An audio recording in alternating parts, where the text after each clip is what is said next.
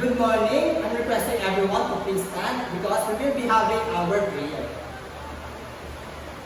Okay, bow down your heads, close your eyes, and put yourself in the presence of God. Amen. So once again, good morning everyone. Good morning, sir. Okay, so how was your weekend? It was very good. I'm glad to hear that you really enjoyed your weekend. But now, we are here to gain knowledge. And, are you ready to learn? Yes. Okay. So now, before we proceed to our discussion, I want to remind you about our classroom rules. First, listen carefully and don't talk with your seatmates. And second, respect your teacher. And the last one is sit properly. So before we proceed to our discussion, may I know if there's any absent? None. Okay, I am glad that everyone are here in classroom. Wow, it's good to hear that you still remember our previous lesson. Now, are you ready to discover and learn new things today, class? Yes. Very good. Now, fasten your seatbelts as we delve deeper into the world of science. For our first activity today, we will be having a game. Are you ready to have a game? Yes! Now I will group you into 6 groups. So this will be the group 1, group 2, group 3, group 4, 5, and 6. Now I want you to listen very carefully. As you can see, I have here 6 envelopes. Now inside these envelopes are cut out pictures. And all you have to do is you are going to form these pictures, place it here in front, and you will describe it in one word. Do you understand? Yes. Is that clear? Yes. Okay. Now class, this game is a game of speed. So you are going to be fast as you can so that you will be the one who form the picture and place it here in front and declared to be the winner. Okay, so I will give you this envelope. So group 1. Okay, now group 1, can you please describe your picture? Teacher, it's colorful. It's colorful. Do you agree with group 1 class? Yes. Yes. The picture is indeed colorful. Now, I have prepared some questions for you. I want you to take a look with these pictures. So for the first question, what have you observed in the pictures? Anyone? Yes, Joyce? Teacher, I see it. You see it? How about others? Another answer, please. What have you observed in the pictures? Yes, Ali? Some of the pictures can be observed in the sky. Yes, some of the pictures can be observed in the sky. That's correct, class. These pictures are observed in the sky. For our next question, what kind of objects are there? Can you name them? Very good, Miss Joyce. This is rainbow, Clouds, planets, stars, and moon. the moon. Now, are these pictures or objects different or similar from each other? Why? Different. Different? What else? Some can be observed in the day and some are in night. Very good. Good job. Some of the pictures can be observed during daytime and others can be observed during nighttime. Now, class, I have here some papers. Now, I want you to formulate one inquiry question per group. And I want you to write it here in this sheet of paper. Okay, so for group 1, group 2, group 3, group 4, and group 5. Okay, now group 1, can you please read your inquiry question? What are the natural objects that can be seen during nighttime? Okay, so what are the natural objects that can be seen during nighttime? How about group 2? Can you please read your question? What are the natural objects that can be seen during daytime? What are the natural objects can be seen during daytime? class. Let's see if we can answer your inquiry question throughout our discussion today. Because today, we are going to discuss, everybody please read. At the end of the lesson, the learners will be able to describe the natural objects commonly seen in the sky during daytime and nighttime. Congratulations, Group 1, for you won our first game. Now everybody, let's give Group 1 a good job clap. In 3, 2, 1, go! G-O-O-T-G-O-T, good job. Good job. G-O-O-T-G-O-T, Good job. Good job. Okay, class, before we formally open our discussion today, we will be having another activity. And this activity will enlighten your mind about the topic that we will be discussing today. So the question is, are you ready for the next activity? Yes! Okay, so I am sure that everyone will enjoy this activity because this activity will be conducted outside of the classroom. So I will read the instruction and I want you to listen and focus on what I am saying for you to understand the instruction. Do you understand, kids? Yes. Okay. So the name of our activity is Sky Exploration. So the direction is the class will be divided into 4 groups. So later on, I will divide the class into 4 groups, and each group will be given materials to use, such as the telescope or the binocular and observation sheet where you can write your observation. The name of this activity is Sky Exploration, where all groups will go outside of the class. All groups will use the telescope or the binocular to observe what can be seen in the sky. All observation of the member in each group will be written here in the given observation sheet.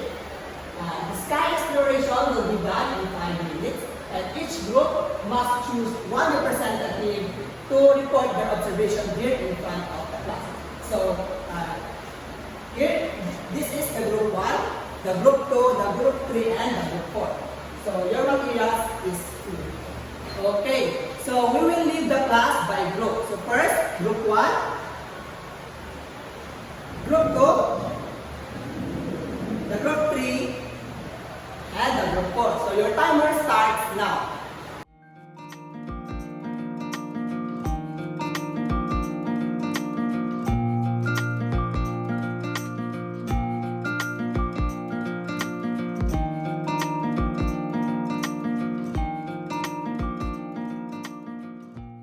Okay, class, time's up. So, the first group that will report their observation is the group 1. And after that, the group 2. And after that, the group 3. And the last one is the group 4. Okay, very good. All of the observation of each group are correct. So now, we will proceed to our guided questions. So we have a question here and I want you to answer.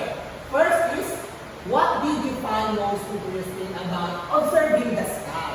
Yes, Mr. Roman? I find natural objects, sir, like clouds and rainbow. Okay, very good. Mr. Roman says that he finds most interesting about observing the sky about the objects like rainbow, the clouds, and other objects that can be seen during daytime. Number 2, did you notice any patterns or changes in the sky during the activity? Yes, Miss Joyce? Teacher, the clouds is moving and changing shapes. Okay, very good. Miss Joyce said that the clouds are changing and moving. So number 3, how did the objects in the sky make you feel? Teacher, Yes, Madeline? it makes me feel happy. Yeah, so I think everyone have really enjoyed it. Makes the observation them happy. So now we will proceed to the next part of our lesson today. And now we are done to our outdoor activities. I need one volunteer to share your experiences during the activity earlier. Okay, Mr. Abby? I observe clouds and rainbows. Very good. Give a round of applause to Mr. Abby. And now, I have about the deer. I'm encouraging you to describe and observe this model during the daytime and the nighttime. I need two volunteers to share your observation during the daytime and the nighttime. I will give you 3 minutes to observe this model. Three. Thumbs up. Okay, I need one volunteer to share your observation during the daytime. Okay, Miss Kate? Sir, during the daytime, I can see the clouds, the rainbow, and the sun.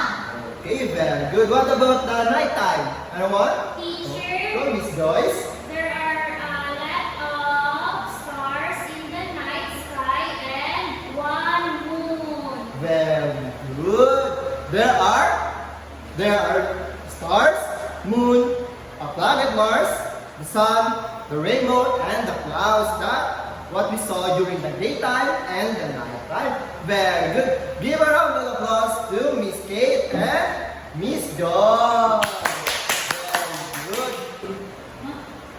And now we're going to talk about really something fascinating.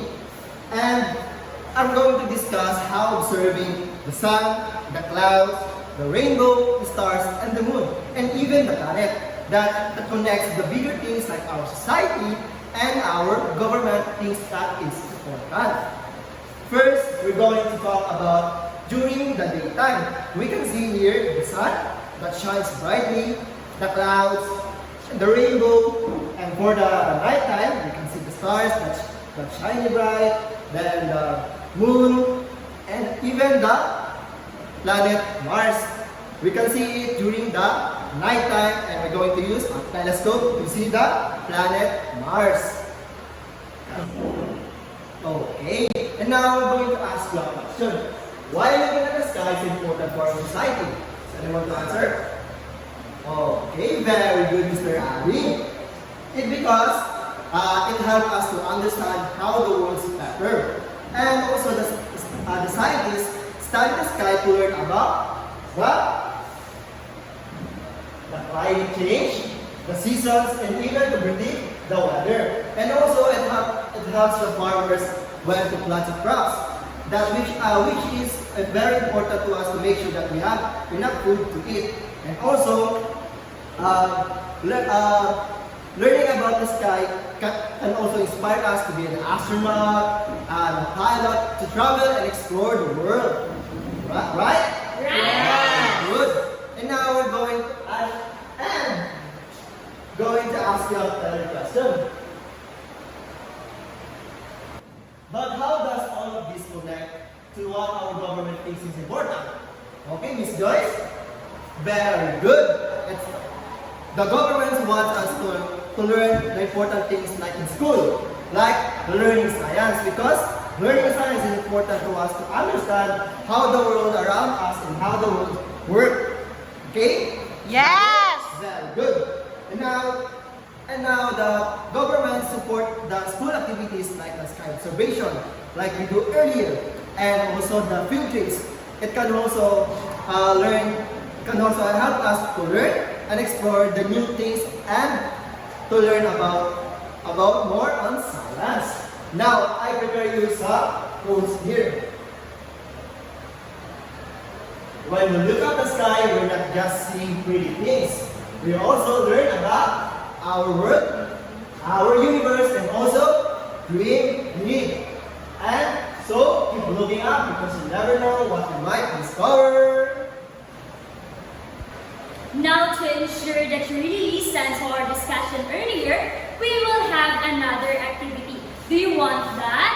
Yes! So may I ask, who wants to be an artist here in the future? Raise your right hand.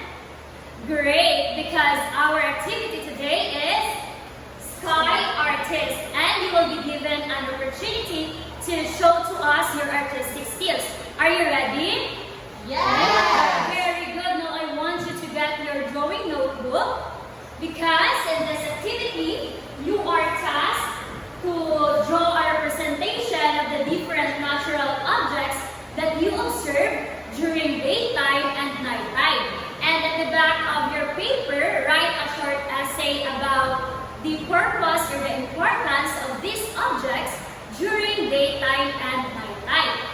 in addition, your output will be graded through this rubric.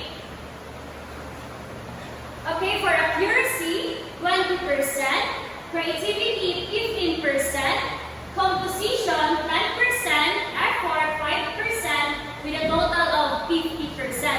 So kids, do your best. I will give you 10 minutes to finish your task, and later on, I will be calling someone or volunteer to show your output here in front.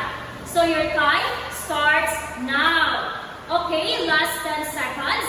10, 9, 8, 7, 6, 5, 4, 3, 2, and 1. Okay, pass your papers in front without sending. Okay, has everyone finished? Yes. Very good. So now, before we proceed to our assessment, let's have a short recap first. So, again class, what are the natural objects that we found in the sky during daytime? Yes, Ali? Clouds, rainbow, and planet. That's right. How about the objects we found during nighttime? Yes, Romel? The stars, moon, and the Mars, teacher. Excellent. So do we need these objects in our daily life? Yes? Yes. Why? Very good. What now? Grade 3 students, are you still there? If you hear Teacher Kate's voice, clap once, clap twice, and clap thrice. That's good to hear that you are still here with me, Grade 3. Now, I have a question. Did you really listen well to the discussion a while ago? Yes. I hope you did, because this time, I will test your knowledge. If you really have understood the lesson earlier. And what was the lesson earlier? It was about the natural objects that can be seen in the sky. That's right. With that, we are going to have our quiz. Now, grade 3, can you please prepare your pencils? Okay, as I will distribute your test papers, please pass this to your seatmates. Settle down, grade 3, and now, before anything else, let me remind you of the following. So first, do not talk with your seatmates while the quiz is ongoing. Second, do not ask questions to your seatmates or classmates. If you have any confusions or if you have anything to say, please come directly to me, to Teacher Kate. Am I understood, grade 3? Yes, teacher. And lastly, for the instructions for the quiz, all you have to do is to read the questions carefully. And if you need assistance, again, come directly to Teacher Kate because I will help you. And after reading the questions carefully, all you have to do is encircle your chosen answer. Am I understood, grade 3? Yes. Very good. You have only 20 minutes to answer and time starts now. Good luck with the quiz, grade 3. Last 5 seconds, grade 3. 5, 4, 3, 2, and 1. Pencils up, grade 3, pencils up. And please pass the test papers in front. I will be the one who will check these test papers. Now, how was the quiz? Was it just easy? Easy. Wow, that's nice to hear, Mr. Ali. And now, do you have any questions regarding the discussion? None. And with that, can you give yourselves a round of applause for doing so well today? Very good. If there are no more questions or confusions or clarifications, can you please stand for our closing prayer? In the name of the Father, the Son, and the Holy Spirit, Amen.